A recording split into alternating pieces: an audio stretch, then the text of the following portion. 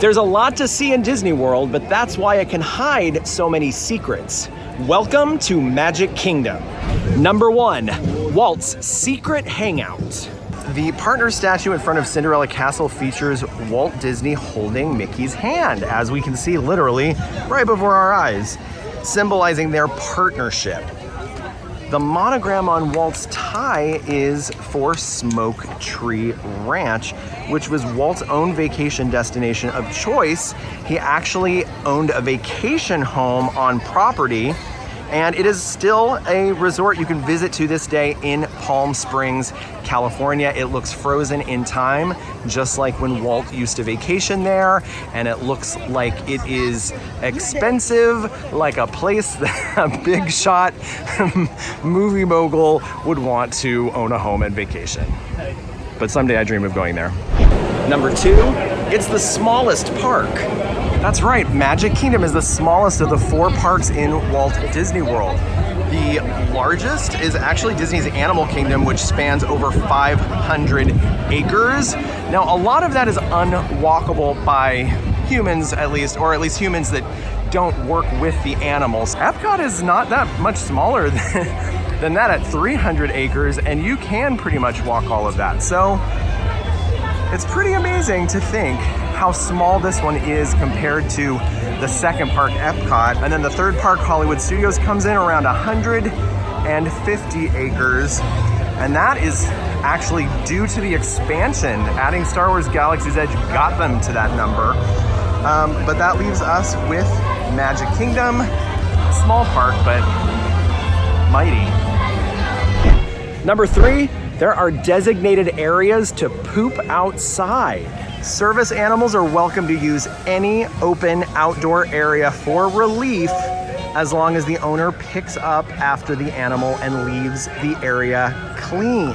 Disney provides designated areas inside their theme parks. Here in Magic Kingdom, we've got the relief area right here in Storybook Circus. Here's the one in Tomorrowland. Walt Disney's Carousel of Progress. Right here in Adventureland. Look at this. This goes for the theme parks, the resort hotels, and other guest areas. Number 4, Magic Kingdom is haunted by the ghost of Mr. Toad. Although his ride is gone, his presence can still be felt all over Magic Kingdom. A statue of Mr. Toad can be found in the pet cemetery outside the Haunted Mansion. He can also be found in a portrait on the wall of the ride that replaced his, The Many Adventures of Winnie the Pooh. Number 5, the Main Street window gag. All right, it's no secret that Disney has used the windows on Main Street to pay tribute to people who have been important in the company and important specifically in the parks. But that's not the only thing these windows have been used for. There are also gag names intermingled with the real names, including my personal favorite, M.T. Lott. Yes, the proprietor of the real estate and investment business Above Crystal Arts here on Main Street and Center Street. Now, it's well known that Walt and Roy used dummy corporation names to purchase the land for Walt Disney World because they were afraid people who were selling the land would find out that Walt Disney was coming around buying land for a new theme park and that they would raise the prices up, knowing truly how valuable it could end up being for him. In this particular window of the Real Estate and Investment Office, you can see the names of some of the dummy corporations Walt and Roy actually used to purchase the land for Walt Disney World, I think including M.T. Lott. That seems awfully brazen, but maybe at the time they were making the purchases, people didn't catch on. Number 6, wide range. Right here on Center Street off of Main Street, above Crystal Arts in the back, you have a voice and dance studio. Coming out of this building, sounding like it's coming from behind the windows, you can hear intermittently people taking dance classes or voice classes, and there's a very special voice lesson that happens. It's kind of an audio gag, which I really love. You hear a student start singing and it sounds like a man's voice, and this person starts to do scales, and they continue going up and up and up and up and up until suddenly this person is sounding like a soprano.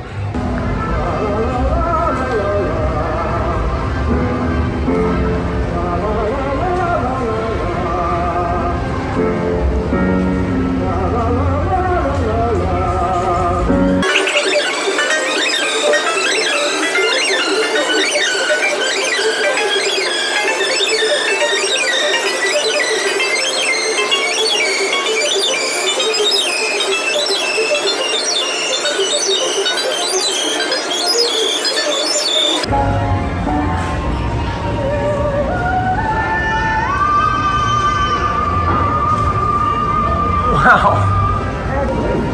Amazing. Number 7, everything means something. Yeah, almost everything. The firehouse on Main Street is called Engine Company number 71. It is the number 71 because that is the year that Walt Disney World and Magic Kingdom opened, October 1st, 1971. The Disneyland version actually has Walt's own personal apartment where he would entertain guests and sometimes stay the night overnight upstairs and entertain his family. This firehouse does not have that feature, but it does, however, have a cool display that you can come and visit. Now, I've heard the tale that in the Disneyland version there was a functioning fireman's pole that went from the fire station downstairs up to Walt's apartment. He wanted it open so he could actually use it, and apparently at one point a guest climbed the pole and made his way up to Walt's apartment where Walt was entertaining guests, and then it was sealed forever. Number 8, the Dumbo X Mickey collab just dropped. While there is a very famous mouse named Timothy who co-stars in the original Dumbo animated classic, Storybook Circus offers access to a rare collaboration between Dumbo and the big cheese himself, Mickey Mouse. This manhole cover close to the entrance of Dumbo Ride right here has 2 elephant prints above it. They've faded a little bit over the years, but you can still see them if you look. And it makes it appear as a hidden Mickey. See, people just walk all over it and don't even notice. Number 9, weird flags, man. None of the flags flown in Magic Kingdom are actually real. No, they're fake American flags, American in quotes, because it's in the style of an American flag, but it isn't actually one. Well, actually, that one's real. They take it down every night. But all of these that line Main Street, they're weird looking. All of these flags here on Main Street have the wrong number of stars because there are such strict policies about having to bring down real American flags every night. It was way too big a job to actually take on. So instead of figuring out a way to do it quickly, they designed a new flag in the style of the American flag that doesn't have to be brought down every night, and it saves them a lot of work, and nobody really notices, except for us. Side note, every afternoon at 5 p.m. they do bring this real American flag down and with a beautiful ceremony. They invite a veteran to take part, and the Dapper Dans sing the national anthem. It's a really beautiful experience. If you're on Main Street at 5 p.m., come join. It's a really beautiful ceremony. Number 10, See the Sea. Various attractions in Disney parks around the world have references to the fictional SEA, or the Society of Explorers and Adventurers, a theming concept connecting Disney parks all over the world. The Adventures Club from Pleasure Island, the Jungle Cruise, and Skipper Canteen restaurant in Magic Kingdom, and Big Thunder Mountain Railroad all have theming ties with the SEA. Number 11, the trash below. So trash is gathered from the regular trash can, and it is taken to a network of underground pipes called the Automated Vacuum Assisted Collection System, otherwise known as AVAX. Now this waste is then launched through these tubes at 60 miles per hour. A little behind its time in terms of technology, but it's still so cool to think that when you throw something away in Magic Kingdom, it's being sent through a vacuum tube at 60 miles an hour to its final destination. Number 12, 1 if by sea, 2 if. By the way, have you seen Paul Revere anywhere? If you take a look upstairs in the window in this show building for Hall of Presidents, you will see 2 lanterns in the window, and this is a reference to 1 if by land and 2 if by sea, and a tribute to Paul Revere's Midnight Ride. This refers to the lantern signal that would alert colonists to the advance of British forces. 1 lantern would indicate that the forces were taking the longer land route. 2 lanterns indicated the faster water route, which would give colonists less time to prepare. Paul Revere's successful ride made the lantern signal redundant, but this failsafe was put into place in case Revere was captured before he could successfully pass the warning. Also, if you're looking to join up, right around the corner there is a musket in the window or a shotgun of some sort. So that's available for rental. You just have to sign it out at guest relations. This has been a joke. Also, this is the beautiful doll that terrorizes Emma. We go way back. I call her Cindy. And she did finally pay me back that $50 in Ghost Cash, AKA Apple Pay. Number 13, hidden Nautiluses. Nautilusi? There's more than one. I don't know what to say. Here in the queue of the many adventures of Winnie the Pooh, that rhymed, we can go into Mrs. Sanders' house here inside of this beautiful tree and find something cool and secret that not a lot of people know about. And I have to turn this off so I can literally crawl, and I think I threw my back out. Hi, I'm a giant. Isn't that cool? Oh my gosh. I hope I can find it now. Okay, it took me a while, but here it is right here. They've done us a favor and done a little bit of that patina green accent paint to alert us as to its whereabouts. I also realized there's another doorway that you can enter through that is for taller people. And all you have to do is bend down a little bit. And then once you do enter, turn around, and there's the hidden Nautilus, part 1. The second of the 2 Nautiluses, or Nautilus's eye. Here we are under the sea journey of the Little Mermaid. And there is a Nautilus carved into rock.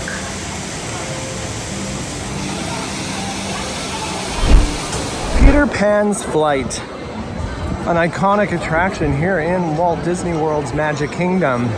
An opening day attraction, right? Wrong. Number 14, Pete's Imposter Syndrome. Peter Pan's Flight presents as an opening day attraction, as in ask most people to list the opening day attractions in Magic Kingdom. Peter Pan's Flight is likely to end up on that list, but those people are wrong. And you're not gonna be wrong, because I'm gonna tell you right now, Peter Pan's Flight opened 2 days after Magic Kingdom opened. Magic Kingdom opened on October 1st, 1971. Peter Pan's Flight opened October 3rd. You should write it next time you're here, because it is open now, by the way. Number 15, Pascals on Parade. Over here next to the Tangled restrooms. Okay, this is beautiful landscaping over here, but if you keep your eyes peeled, you will see some of Pascal's friends hiding amongst the foliage.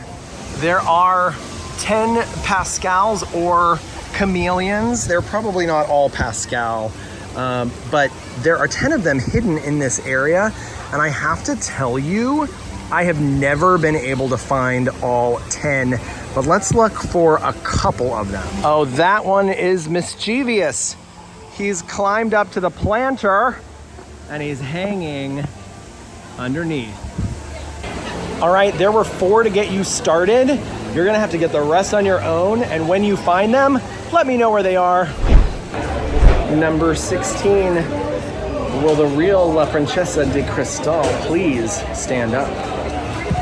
Located right here in Adventureland, next door to Pirates of the Caribbean and Plaza del Sol, which is a merchandise location and gift shop. You will find this amazing cart where you'll find these really beautiful crystal and glass items, very similar to the ones that you'll find at Crystal Arts on Main Street.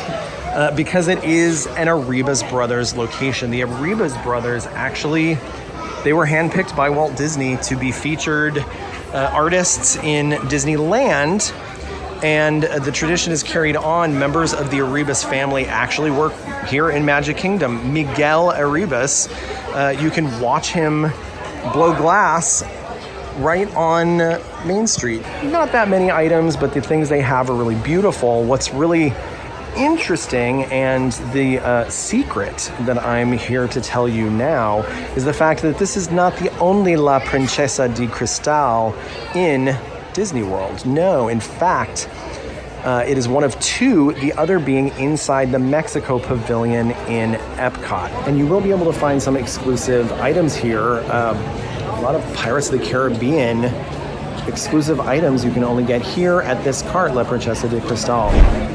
Number 17, it's a nice tray.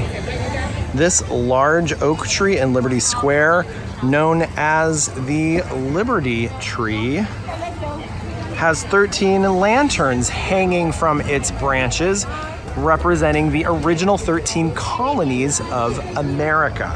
All right, you may know that aspect of the Liberty Tree, but did you know that it is ancient, at over 140 years old, and that Walt Disney hand-picked this tree himself? Upon Walt's command, the tree was relocated from a property that Walt owned 8 miles from here and brought over to Liberty Square after he passed away, but he had already picked it out and made plans for it to represent the Liberty Tree. He knew he wanted it for Liberty Square, and it still stands here to this day with those 13 lanterns. Number 18, the more R's, the merrier the go-round. Prince Charming Regal Carousel. There's a secret, and that is that its name is spelled with 2 R's in Carousel, not one, as is the standard English spelling of the word carousel.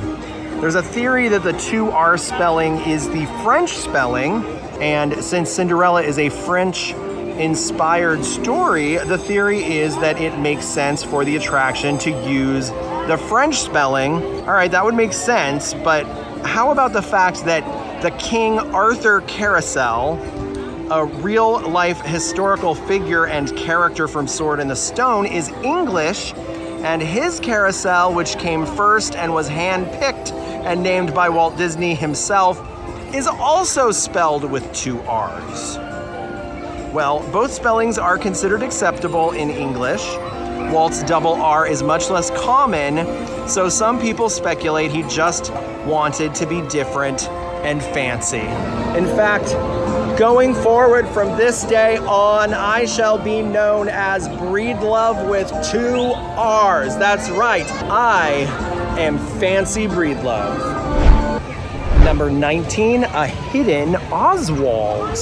Oswald the Lucky Rabbit was a character created by iWorks and Walt Disney in 1927 for Universal Pictures. He unfortunately was taken control of by Universal. Walt signed a contract and didn't understand that he was basically handing over the rights to his character, his first successful character, created in 1927. As a result of losing Oswald, Walt Disney was inspired or pushed to create Mickey Mouse, so we can thank Oswald the Lucky Rabbit and the tragedy of Walt losing him to Universal for, I guess, the creative inspiration behind the most iconic and recognizable character in the world, Mickey Mouse. This story does have a happy ending. Here we are at Enchanted Tales with Belle, so it is appropriate that it would, because the Walt Disney Company owns Oswald again. They were able to buy him back, and there is a really nice tribute to Oswald in the form of a couple of rocks. You know what? They're placed in a really pretty way in this walkway, directly in between Enchanted Tales with Belle and Seven Dwarfs Mine Train. I have found it a bunch of times before, and it still evaded me for a long time. So you just gotta know. Over this doorway inside Sir Mickey's in Fantasyland, you can see a painting of Happy Valley, the setting for Mickey and the Beanstalk from the 1947 animated feature Fun and Fancy Free. It looks like it's a different season here than in the film, but it's very cool that this store is themed to 2 Mickey films. One of them is Mickey and the Beanstalk, and you can see there is the giant. He's trying to lift the roof off and get in here. But it's also themed after The Brave Little Tailor, another great Mickey Mouse film. Number 21, pushing buttons. Sure, you may know that you can get free I'm celebrating or it's my birthday or happy anniversary buttons all over Walt Disney World. I'm sure you knew that you could go here to the old Christmas shop and have them personalized for a fee. But did you know that you don't have to bring your own button or wait around while an artist creates a personalized button for you? If you pick from a selection of pre-made buttons, you don't have to wait and you don't have to procure your own button first. When they were doing a Run Disney event recently, all the pins were pre-personalized based on that. So that's awesome. You never know what you might find, but it hopefully is something that pertains to you and it's your very own button grab and go. And yes, I'm pushing buttons. They're cool and you should have one. Number 22, get a haircut. You actually look nice. I'm sorry. Main Street USA actually has a real life barber shop. Real life meaning you can walk in here and pay someone to cut your hair in Magic Kingdom. Now you can also have your baby's first haircut ever here, and it's a really cool package. For $28, your baby gets their first haircut. The locks of hair are kept in a special little bag with pixie dust. There is a certificate saying it is the official baby's first haircut here at the Harmony Barber Shop on Main Street in Magic Kingdom, and a special set of ears your baby can only get by having their first haircut here. Disney says there's poop on the ground. Sorry, but we're talking about poop again. The brown pathways throughout Liberty Square are said to represent the way that waste was disposed of in colonial times. Basically, that people would do their business into pots, which would then be poured out along the streets.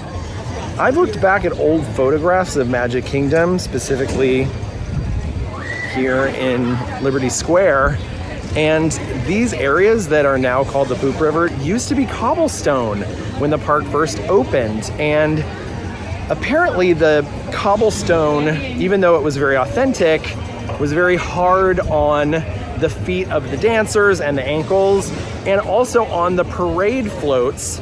So they decided to replace it. And what they replaced it with doesn't look like poop to me. They replaced it with little rocks, kind of like little cobblestones. Do you see? This isn't a poop river. This is just sort of a suggestion of the cobblestone that was here originally. My theory is that Disney just intended to shrink down the cobblestone, not to create a story about a poop river, but so many people believed that it was supposed to be poop because of the historical accuracy of the fact that people literally used to throw their waste in the streets. And I think Disney thought that, well, it's not really hurting anything. People are into it. And they went ahead and decided to accept it into official lore. I mean, it just doesn't make sense that there would be poop running down the middle of the street. Like, it would be on the sides of the street and the center would be open, right? Also, when you are here at the entrance to Frontierland, you can see that the entire walkway becomes this fine pebble, these little pebbles, these little cobblestones.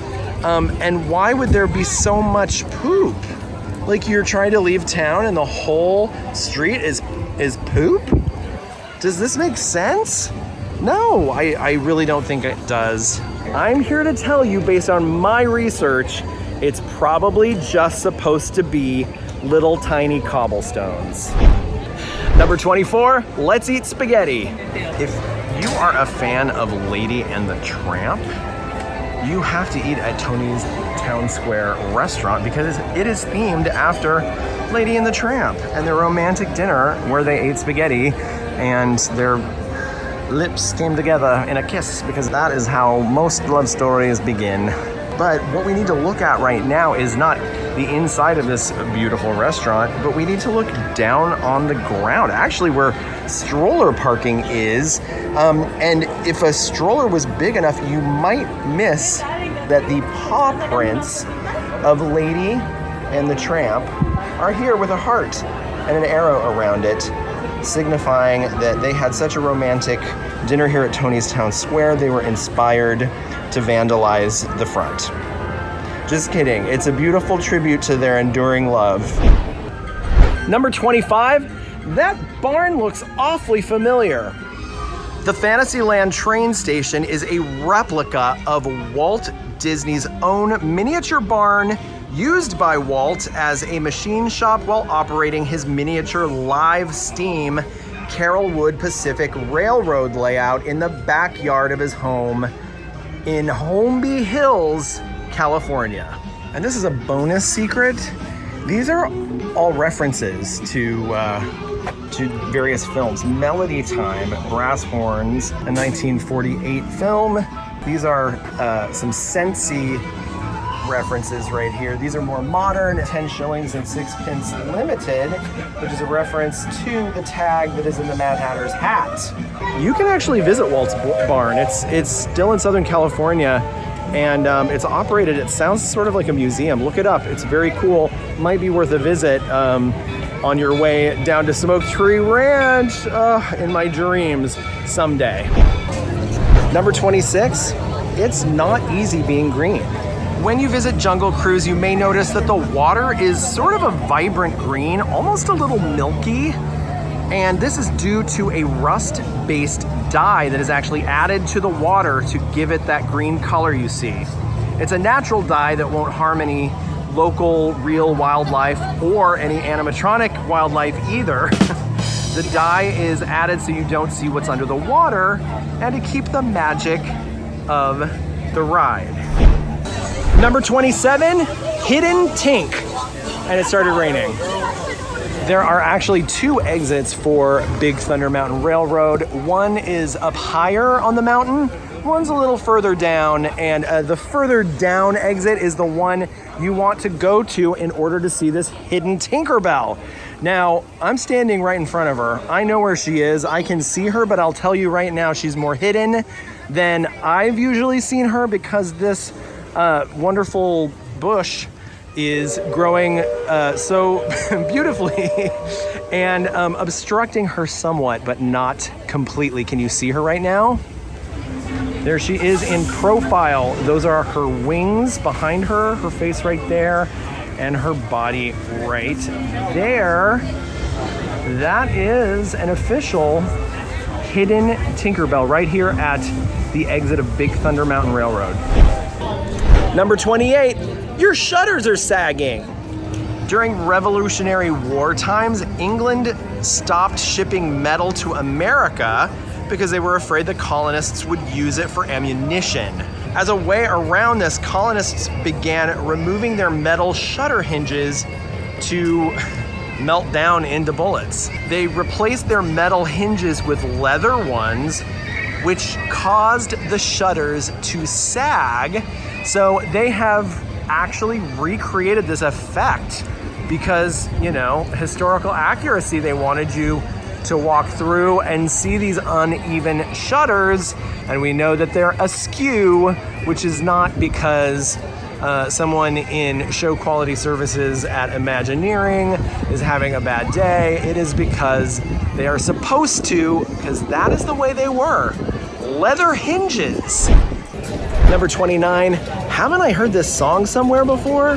When you enter Adventureland, pay attention to the music. It is the same song that starts at one end and seamlessly transitions into different arrangements appropriate for the different zones of Adventureland. Standing in front of a speaker right now. Bum, bum, bum, bum, bum, bum, bum, bum, bum, bum, bum. Okay, so this happens here. You get this vibe. Bum, bum, bum, bum, bum, bum. That's the next section. Bum, bum, bum, bum, bum, bum. Bum, bum, bum, bum, bum, bum. Bum, bum, bum, bum. Do you hear how much more drum there is now? Oh, the percussion elements. We've turned a corner and suddenly there's finger cymbals. But it's this. Okay, you're still grooving here. This is what I live for. Number 30, reduce, reuse, recycle. 2 animatronics in the iconic ballroom scene in the Haunted Mansion are recycled from different attractions. The grandma sitting in the chair is actually the grandma from the Carousel of Progress. The lady blowing out the birthday candles is actually the animatronic whistling at the dog in the jail cell scene at the end of Pirates of the Caribbean. Even though Pirates opened after Haunted Mansion in Magic Kingdom, in Disneyland, Pirates of the Caribbean opened 2 years before the Haunted Mansion in 1967 and 1969, respectively. Number 31, wow, you're strong.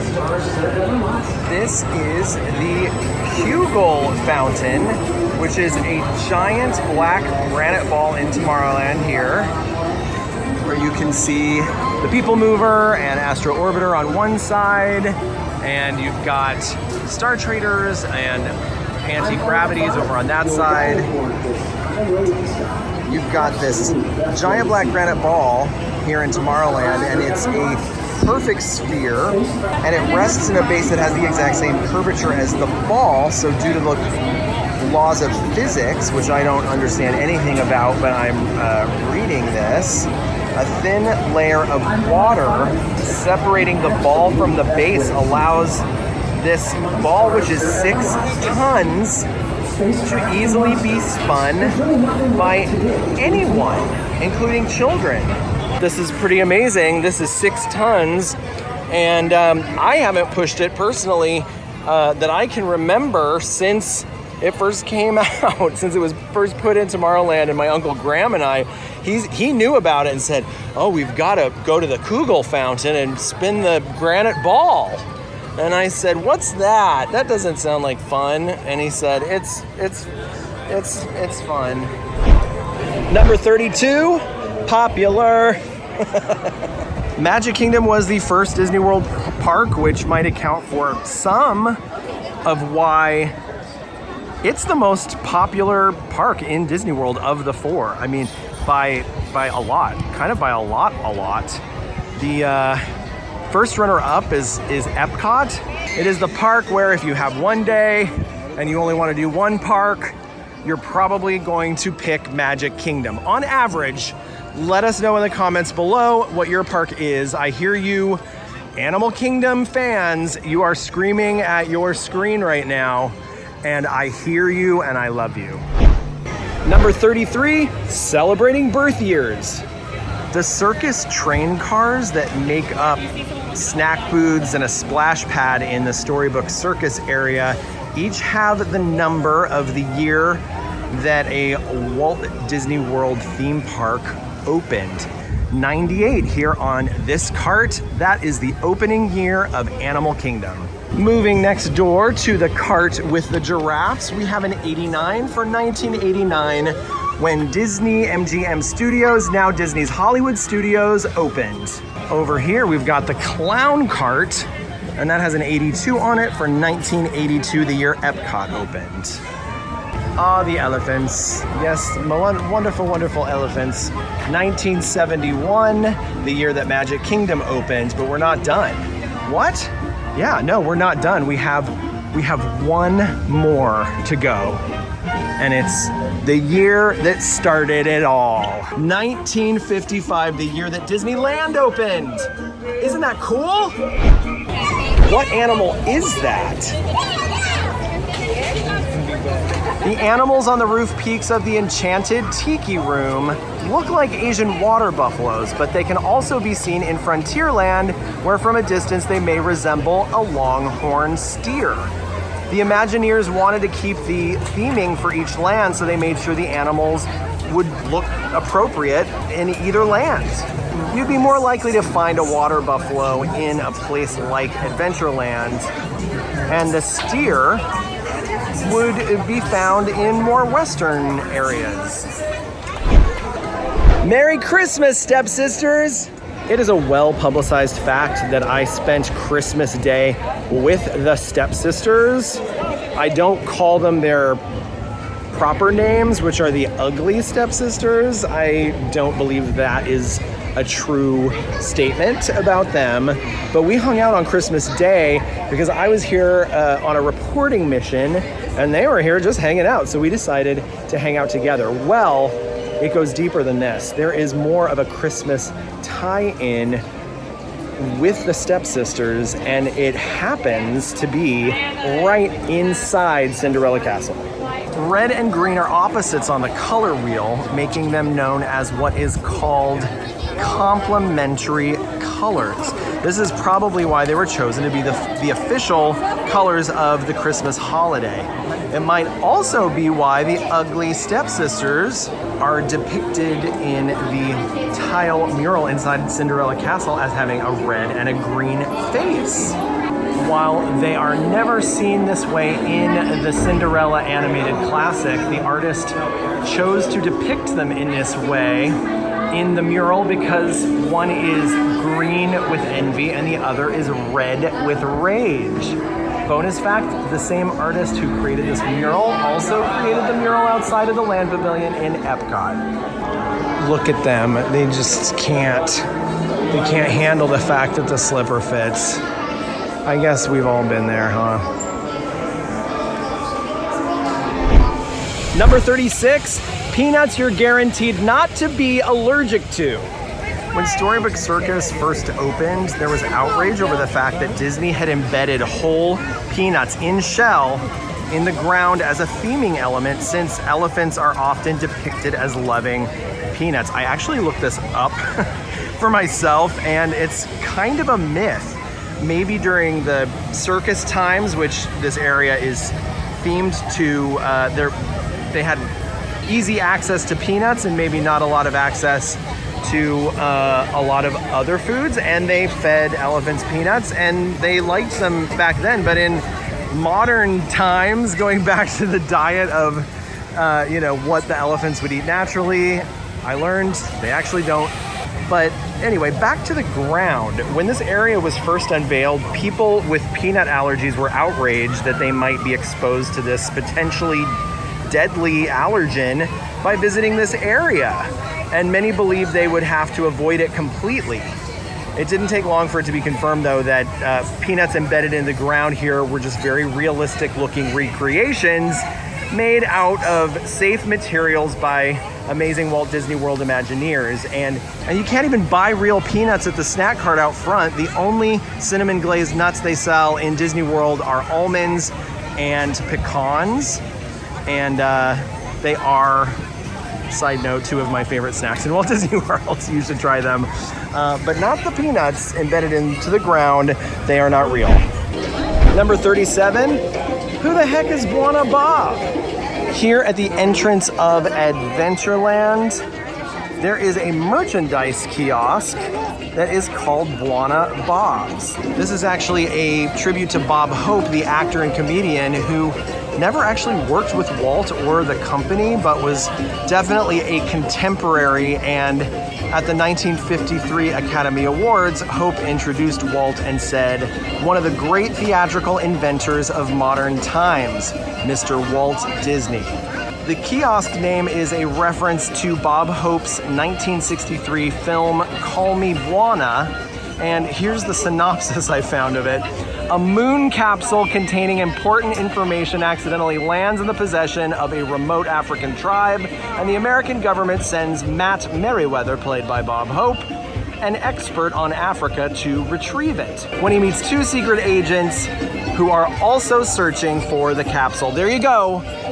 Too much information about a merchandise location you never knew existed. Number 38, the Enchanted Tiki Grinch. The Enchanted Tiki Room debuted in 1963 in Disneyland, a year before the animatronic marvel that was Mr. Lincoln and all of the robot actors in Carousel of Progress, which were all unveiled at the 1964 World's Fair in New York. The show opened here in Magic Kingdom with the park on October 1st, 1971, but was given an update in 1998 with a new show called The Enchanted Tiki Room under new management, which I actually kind of love. After a small fire forced the show to close in 2011, it reopened later that year as a truncated version of the original show, missing one song.